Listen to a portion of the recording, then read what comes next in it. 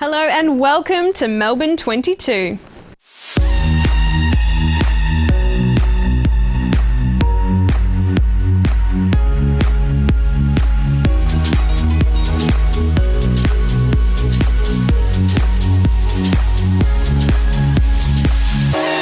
Nothing's ever what we expect, but they keep asking where it goes next.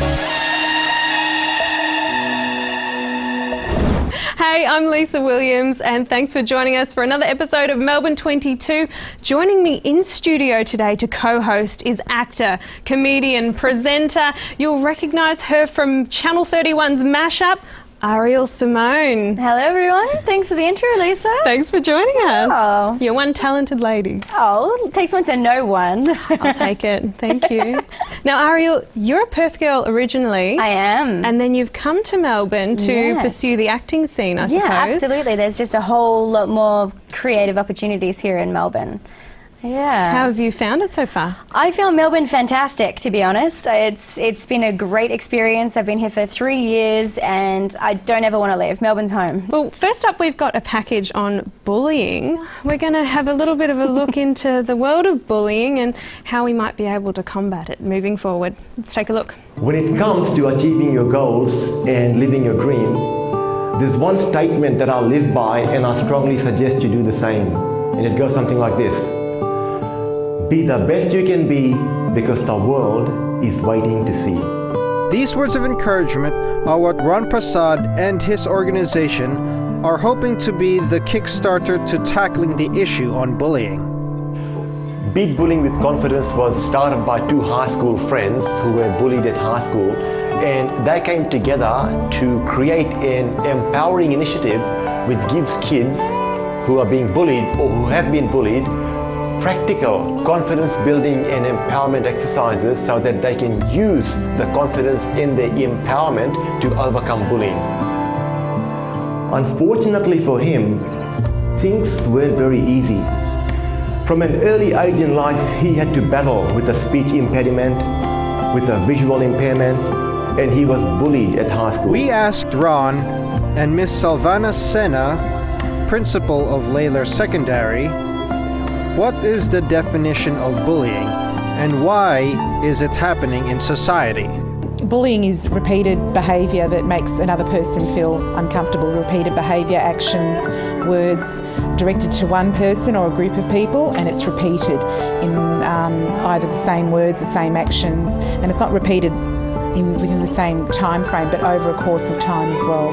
Bullying, in my opinion, is offensive behaviour which is ongoing. So it has to happen more than once, and bullying can come in many forms, so it depends who you ask. In my opinion, bullying is offensive behaviour towards anyone on an ongoing basis. Have you ever felt like that?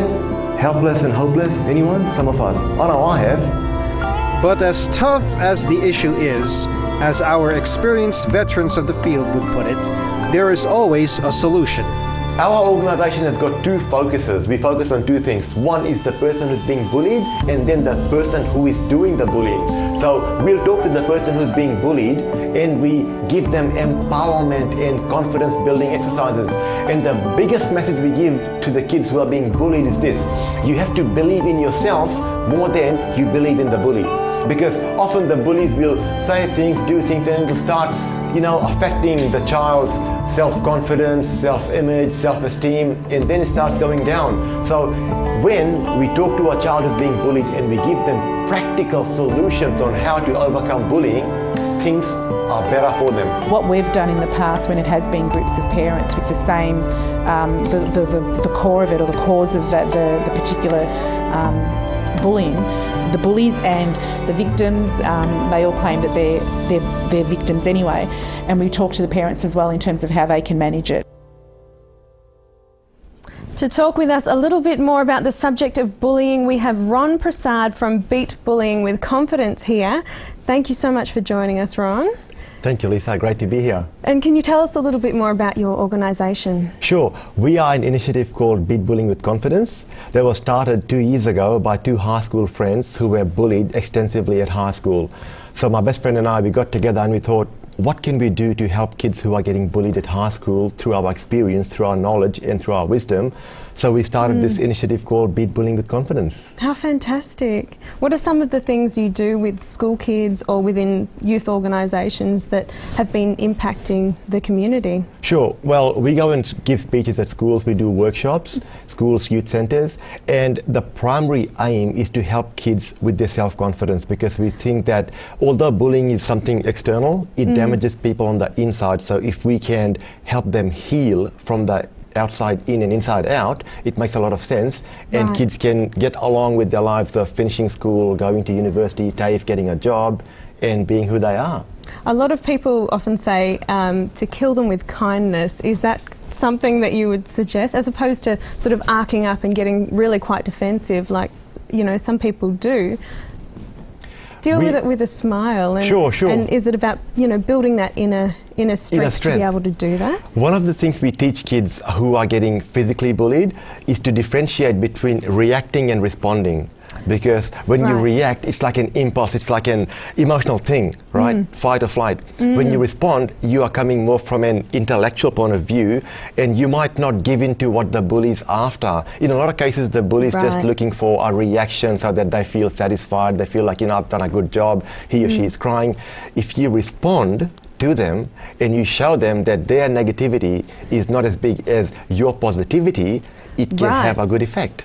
Right, and on the flip side of things, I suppose bullies are bullies for a reason. Yes. Do you also target bullies to help neutralise their behaviour? Exactly, that's a very good question, Lisa, because I wrote an article about 3 weeks ago which got published in a magazine for schools, and I said that we have to give bullies empathy, right? We have to understand where the bully is coming from. And this whole notion started from an interview we had with a primary school principal about 2.5 years ago. This primary school principal had a child at school who was the biggest bully, who would not listen to anyone, running around bullying everyone. And as a last resort, the principal said, I'm going to call his dad in for a chat. The moment the dad and the child walked in, the principal knew why he's bullying, because the dad was replicating the behavior of a bully towards his own son. And this guy, he must have been anywhere from 7 years to 12 years of age. He did not know any better. So what he was getting at home, he came and gave out the same thing at school. So yes, definitely we work with bullies as well, because we believe in a cause and effect relationship. So what's the point of just helping people who are getting bullied when the ones who are actually doing the damage are not being given any help? Yeah, that's fantastic. That's a fantastic point. Now, also, today's sort of society, bullying has changed a little. We've now got cyberbullying. Yes. How do we deal with that? The dynamics of bullying has changed so much since I was at high school, because when I was at school, we didn't have the internet. There was no such thing, right? Yeah. So when it comes to cyberbullying, it's a whole new world. It's a whole new world. And one thing that we always advocate to kids is this: people who are cyberbullying you, they are nothing more than cowards behind keyboards. They are simply cowards behind keyboards. And sometimes we tell them, don't give in to their negativity, because if they had the courage, they'd say it to your face, which we don't advocate as anti-bullying, you know, campaigners. But people can say anything behind a keyboard. They can call you names, they can tease you. And the sad thing is, Lisa, there have been a few kids who have taken their own lives as a result of cyberbullying. So it is wide, it is far, and I think a lot of education needs to go into cyberbullying, how we can prevent it, how we can respond in a more productive manner, and basically keep an open mind when it comes to cyberbullying. Absolutely, absolutely agree with you on that one. Now, we've got, well, you've got an app actually that helps kids to deal with bullying. How does that work? The app is a very interactive app. It's called Beat Bullying with Confidence. So anyone can get that app on their smartphone or tablet. And I wrote the contents of the app from a personal development angle. So it's not an app which tells kids to hide during lunchtime so the bullies can't come and get them. It's all about building yourself from the inside. So it's an interactive app. It's got exercises about confidence, motivation, empowerment, and you can record your voice, you can make notes on that app, and Yep. it's got lots of resources. Fantastic. It's so good to affirm to yourself who you are and Exactly. what you stand for and the unique qualities that you have. So thank you so much for joining us, Ron. And if you're interested in downloading this app, just head to the address on your screen. And if you or anyone you know requires emotional support, please call Lifeline on 131114. We'll be back after this.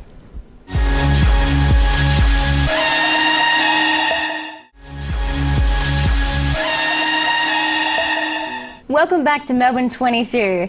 And I want to know, Lisa, do you have a favourite burger place? I don't have a favourite burger place, No. but I know a place that does a good burger. And it's called Staggerlee's on Brunswick Street. Oh my goodness, they do a Wagyu burger with pickles and mustard. It's stacked high, it's nice and perky. That and sounds pretty good. guaranteed, it's one of those things that, you know, when you go to a place to eat and you think you're going to order something new, but every time you order You the always same, order the same thing. Yeah. it's that burger for I me. know, I'm a bit more commercial. I like grilled. I think it's great. They've got a couple of different veggie options. I'm a vegetarian, so I think you can tell a lot about a burger place by their vegetable burgers, to be honest. I think the Well, better this they is are, true. the better the other burgers are going to be, right? Well, this is true because I guess you are probably a minority on the burger scene. So if they do make a good veggie burger, then you're going to get that niche pocket of people, aren't you? Absolutely, absolutely. So then everybody can enjoy a burger, you know. How which is- fantastic. yeah. Well, lots of things are promo. about to get a little bit yummy in here. Let's check out Easy Street.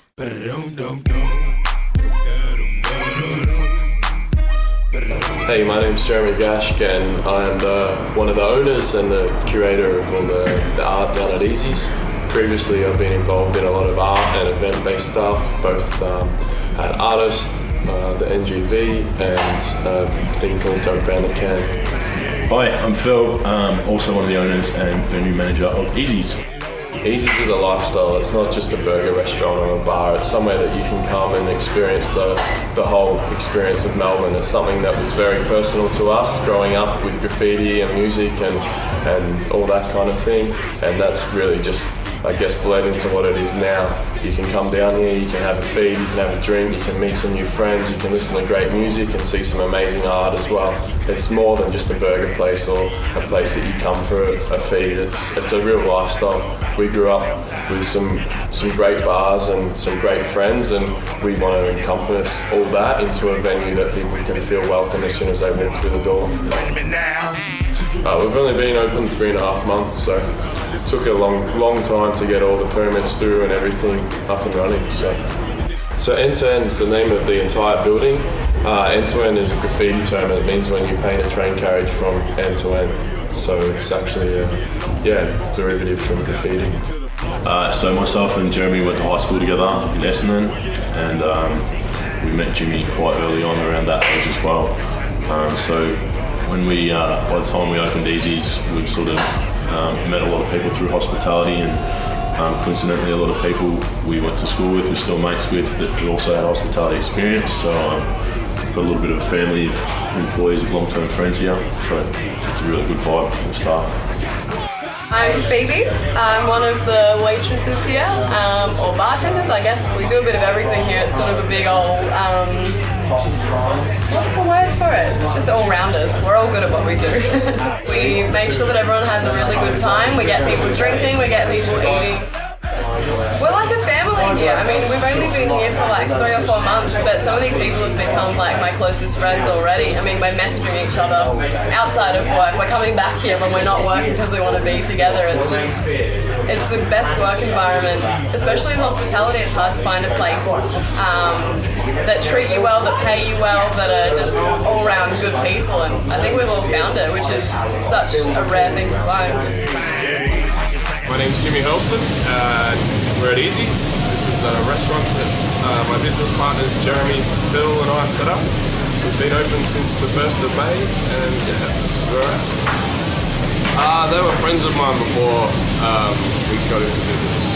I'd known them for years, and we kind of, I guess, Jeremy, they those two went to school together, and I met them both through other mutual friends about 10 or so years ago, 10 years ago. Yeah. Melbourne Madness is sort of my ode to Melbourne, and it's kind of a touch on graffiti and hip hop. It showcases two patties, potato cake, bacon, and dim sims, which are born and bred in Melbourne. So that's kind of what we've become famous for now. I think the Melbourne Madness is something that's very Melbourne. Dim sims are from Melbourne. Potato cake is, it's a scallop potato in other states, but it's a very Australian fish and chip shop type of food. And the combination of that with a burger, I think, makes it very Melbourne.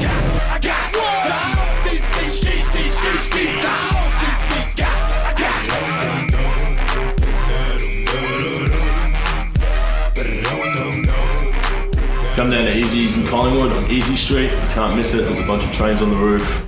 Oh my gosh, yum. It looks really good. They look like some cool guys with their heads screwed on, don't they? They do. I love the graffiti in that building, actually. It's really cool. They all look really funky. It's like a Melbourne the trains scene on the top? Yes. How do you get a train on top of a building? I don't know. Superman?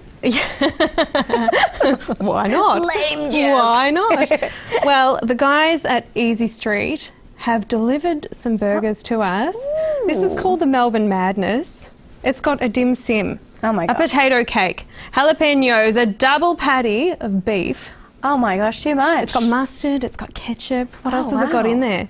It's bread. Kind of like it has bread. It has bread too. It's kind of like an Australian-American fusion, but I've never heard of a dim sim in a burger before. No. Well, maybe you should try something. When we talked about me eating veggie options, I know, so we'll give you this one. Vegetarian, so it looks like these she are gets all mine. double the burgers. When we come back, I'll be passed out underneath the couch. In a food coma. See you soon.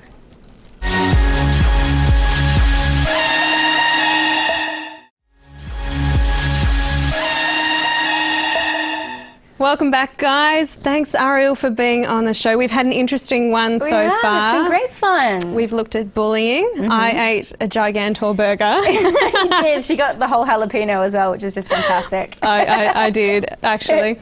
And next up, we're going to be looking, finally, at piracy in Australia. Movie piracy. Yeah, movie piracy, which is a bit of a hot topic at the moment, I feel. It is indeed. Especially with a lot of my friends who are actors and filmmakers. They're not very impressed when their films get pirated away from them. And they don't get to see any of the rewards or anything like that. Well, I know two of the major arguments that I've heard people say is that movies are too expensive and they're not accessible as fast as they would like them to be. Oh, yeah. Are we an impatient generation?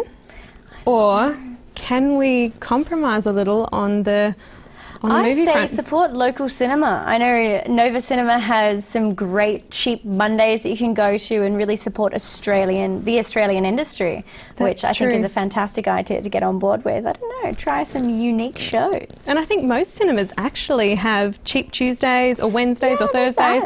Probably every day of the week you can find somewhere that has a special. Yeah, absolutely. But I suppose, I mean, we can understand that, you know, not everybody has the money for it and they want to see things instantly, but help us. Well, thanks, Ariel, for being on the show. Worries. Thanks, We're Lisa. about to hit the streets to find out what you guys think of the big issue of movie piracy. It's pretty bad, and the reason it's bad is it doesn't feel bad, but it hurts the person who makes it. So the real question that you guys are asking is, how do we value creative endeavour? Just as bad as shoplifting? Probably not, no. Because you can't see who you're affecting, it tends to be a little bit of 6 degrees of separation, doesn't it? As much as like you love to watch the movies and you love the actors in them and you love the story and the plot line, I mean, it's still, someone's got to be paid for it. And I guess when we are downloading, we don't see that we're actually taking that money away from an industry that we actually care about.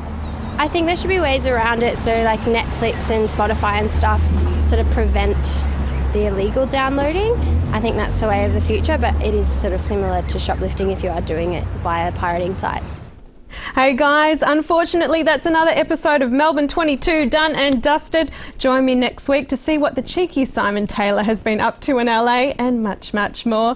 Make sure you check in with us on Facebook and Twitter, #Melbourne22. Now to take us out, here's the Honey Buckets. I'm Lisa Williams. See you next week, Melbourne.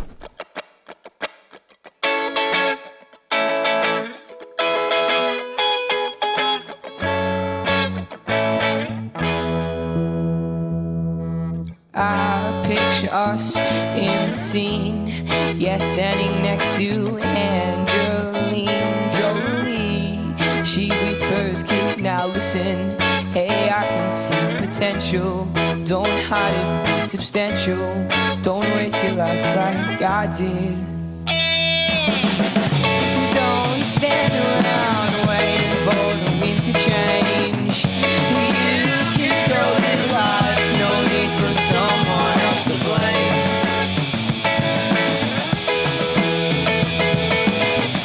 You're perfect the way you are. You don't need lies, don't need pretends, and don't need hope, and don't need friends. Just a start, a middle, and end. Yeah, just a start, a middle, and end. Yeah, just a start, a middle, and end. Yeah, just a start, a middle, and end. Yeah, just a start, a middle, and end. We've come too far, and I won't roll over. We've come too far, and I won't roll over. We've come too far, and I won't roll over.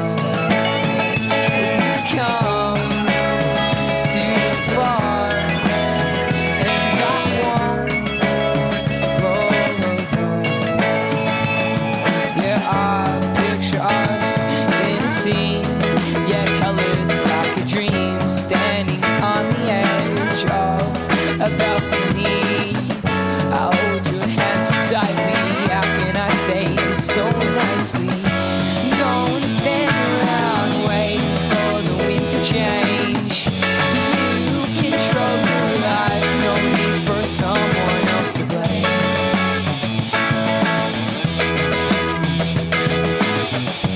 You're perfect the way you are. You don't need lies, don't need pretense, and don't need hope, and don't need friends.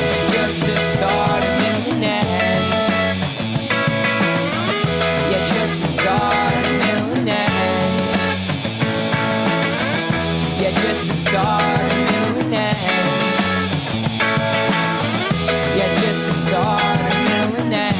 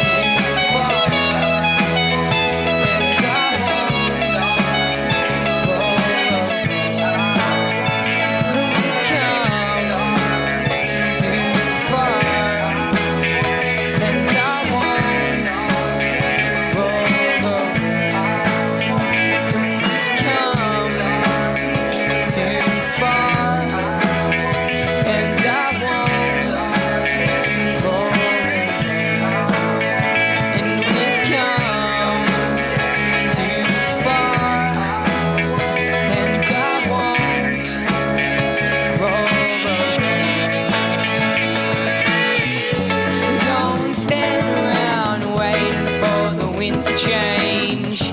You control your life, no need for someone else to blame.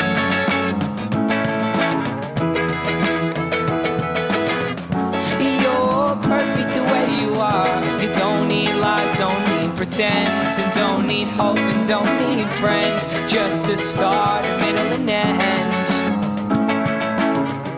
Yeah, just a start, a middle and end. Yeah, just a start, a middle, and end. Just a start, a middle, and end.